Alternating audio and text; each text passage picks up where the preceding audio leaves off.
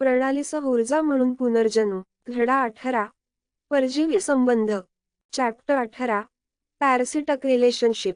निम्स लांडग्याला चिकटून त्यांच्या सोबत जाऊन काही दिवस झाले होते. जेव्हा त्यांना कळले की पुढचे अनलॉकच दुकान असेल, तेव्हा ते खूप उत्साहित झाले होते. परंतु त्यांच्या हातावर मोठी समस्या असल्याचे त्यांना समजल्याने लवकरच त्यांचा उत्साह मावळला. जग अजूनही बर्फाने भरलेले होते. आजूबाजूला फक्त रंगाची गोष्ट होती, ती म्हणजे झाडांच्या तपकिरी साल किंवा अधूनमधून हिरवी पाने. आणि ते सर्व निम्स देखील पाहू शकत होते. बाकी काही नाही. त्यांना दुसरे काही दिसत नव्हते. आता आपण काय करणार आहोत? निम्स त्रस्त झाला. समस्या लहान सुरू झाली होती आणि त्यांना सुरुवातीला निकट दिसली नाही. पण जसजशी परिस्थिती वाढत गेली तसतशी समस्याही वाढत गेली. झाड, किंवा कदाचित आपण काहीतरी निघून जाण्याची वाट पाहत आहोत. निम्स म्हणाले. तो एक उपाय शोधण्याचा सर्वतोपरी प्रयत्न करत होता. त्याने पुन्हा आजूबाजूचा परिसर पाहिला.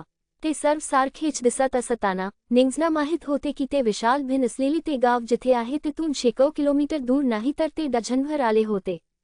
तिथे काय आहे हे पाहण्यासाठी ते आजूबाजूला पाहत नव्हते. आता काय नाही ते पाहण्यासाठी ते आजूबाजूचा परिसर बघत होते.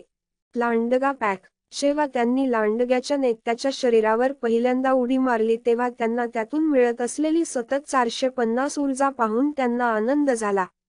त्यामुळे त्यांनी सूचना बंद केली होती आणि अर्ध्या दिवसात दुकान उघडण्याची वाट पाहत ते मोकळेपणाने जगत होते.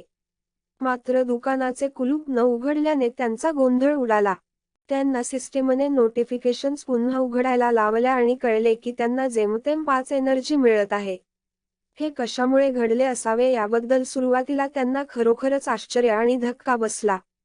पण जेव्हा सिस्टीमने काय घडत आहे ते समजावून सांगितल्यावर जे घडत आहे त्याबद्दल त्यांचे डोके हलवून शेवटी ते स्थिर झाले. प्रणालीनुसार त्यांनी परजीवी क्षमतेचा वापर केल्यामुळे ते आता लांडग्याशी परजीवी संबंधात होते. याचा अर्थ त्यांनाच नात्यातून काहीही मिळत होते आणि लांडगा, जो यजमान होता, हळूहळू कमकुवत होत होता आणि कदाचित मरत होता. आणि तो मेला. त्यांच्या गणनेनुसार लांडग्याने त्यांना मरण्यापूर्वी सुमारे 3 लाख ऊर्जा दिली होती. त्यांच्याकडे यापुढे यजमान नसल्यामुळे निम्सना दुसरे यजमान मिळविण्यासाठी परजीवी क्षमतेचा वापर करावा लागला. आणि तसे ते दुसऱ्या लांडग्याच्या शरीरात होते. तथापि त्यांना लवकरच समजले की या लांडगे केवळ 300 ऊर्जा देतात. कदाचित ते अर्ध्या दिवसात खाल्लेले नसल्यामुळे आणि ऊर्जेची कमतरता असल्यामुळे असे असू शकते, किंवा कदाचित बाकीचे लांडगे त्यांना 400 ऊर्जा देणाऱ्या पॅक लीडर इतके चांगले नव्हते. म्हणून जेव्हा अपरिहार्यपणे लांडगे मरायला लागले तेव्हा त्यांना परजीवी क्षमता वापरण्याआधी त्यांना फक्त 2000 मिळाले, ज्यासाठी त्यांची 1 लाख ऊर्जा खर्च झाली. सरतेशेवटी प्रत्येक लांडगा त्यांना फक्त 1 लाख ऊर्जा वाढवतो. ही खूप ऊर्जा असताना त्यांच्या सभोवतालच्या शून्य लांडग्यांकडे पाहताना त्यांना माहीत होते की त्यांनी त्यांच्या ऊर्जेचे सर्व स्रोत संपवले आहेत आणि ते ज्यावर आहेत ते काही मिनिटात मरतील. आपल्याला काहीतरी वेगाने विचार करायला हवा, निम्स निराशेने भरलेल्या आवाजात म्हणाला. एक सेकंद थांबा. काहीतरी विचार करताच निम्स म्हणाला. अहो सिस्टीम, हा लांडगा मेला तर आमची ऊर्जा कमी होईल का? त्यांनी विचारले. आतापर्यंत प्रत्येक वेळी जेव्हा एखादा मृत्यू जवळ आला तेव्हा ते त्यांचे यजमान बदलत राहिले आणि त्यांना प्रश्न विचारण्याची गरज नव्हती. आता त्यांनी केले. शेवटी यंत्रणेने उत्तर दिले. पेक्षा कमी आपण अदृश्य होणार नाही किंवा कोणतीही ऊर्जा गमावणार नाही. पेक्षा जास्त. पेक्षा कमी जोपर्यंत तुम्ही शरीर बदलत नाही किंवा परजीवीप्रमाणे दुसऱ्या शरीरावर झडप घालत नाही तोपर्यंत तुम्ही त्या प्राण्याच्या मृतदेहातच राहाल. पेक्षा जास्त. पेक्षा कमी. तथापि प्रेतावर दीर्घकाळ राहण्याची शिफारस केली जात नाही, कारण प्रेत सडू शकते आणि त्यामुळे तुमची ऊर्जा कमी होऊ शकते. पेक्षा जास्त. अरे, बरं झालं. याचा अर्थ आपल्याला लगेच दुसरा शरीर शोधण्याची गरज नाही.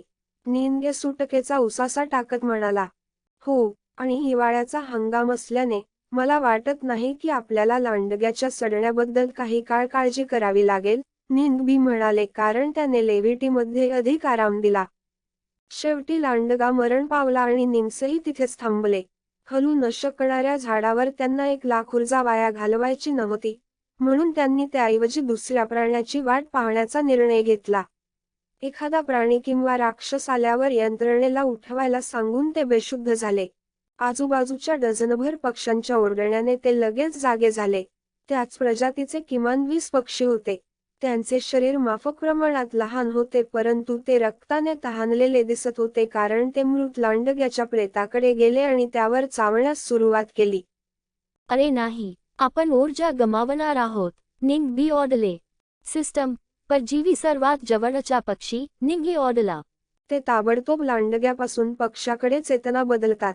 अवघ्या काही मिनिटांतच त्यांनी लांडग्याला खाऊन टाकले आणि फक्त हाडे तशीच राहिली. ते झाल्यावर ते उडून जाऊ लागले.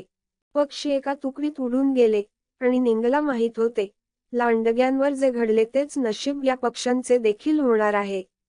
पक्ष्यांसह ते उडत असताना निंग्सला लक्षात आले की लांडग्यांसारखे पक्षी दिवसातून 2दा मरत नाहीत.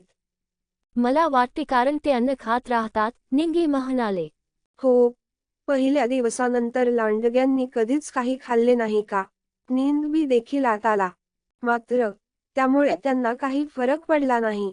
ते फक्त ऊर्जेसाठी येथे होते आणि हे मांसाहारी पक्षी त्यांच्या काळजीसाठी जाऊ शकतात आणि मरू शकतात. अचानक पक्षी झाडांच्या अंतरावर उडून गेले आणि त्यांना पुन्हा एकदा समुद्राची निसर्गरम्य दृश्ये दाखवली गेली. दोघांनी पुन्हा उसासा टाकला आणि ते एकाच वेळी म्हणाले,